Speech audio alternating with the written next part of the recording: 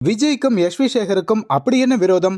தமிழக வெற்றிக் கழக தலைவர் விஜய் முதல்வர் மு.க. ஸ்டாலினை அங்கிள்னு கூப்பிட்டது சர்ச்சையான நிலையில இப்பெல்லாம் பிரச்சார கூட்டங்கள்ல சிஎம் சார்னு கூப்பிடுறாரு. இருந்தாலும் விஜய் மேல பலருக்கு எதிர்மறையான விமர்சனம் இருக்கத்தான் செய்யுது. அந்த வகையில அவர் மேல ஆரம்ப காலத்திலிருந்தே எதிராக இருக்கிற நடிகர் எஸ்.வி. சேகர் லேட்டஸ்டா பேசும்போது, சினிமாவில் டூயட் பாடிட்டு நேரடியா எம்ஜிஆர் அரசியலுக்கு வந்துட்டாருன்னு விஜய் நினைச்சா அவருக்கு அரசியல் தெரியலன்னு தான் சொல்லணும். மனப்பாடம் செஞ்சு பேசுறது, அங்கிள்னு பேசுறது வெறும் கைத்தட்டலுக்கு மட்டும்தான் உதவும், அது ஓட்டா மாறாதுன்னு கடுமையா விமர்சனம் செஞ்சிருக்காரு. அவ்வளவு ஏன், தமிழகம் முழுக்க பிரச்சார பயணம் மேற்கொண்டு இருக்கிற விஜயை பார்க்க உள்ளூர் மற்றும் வெளியூர் மக்கள் ஆயிரக்கணக்கில் கூடுறாங்க. ஆனா இந்த கூட்டமெல்லாம் கண்டிப்பா ஓட்டா மாறாதுன்னு வேண்டாதவங்க கலாய்க்கிறதும் வேண்டியவங்க எச்சரிக்கை செய்யறதுமா இருக்காங்க.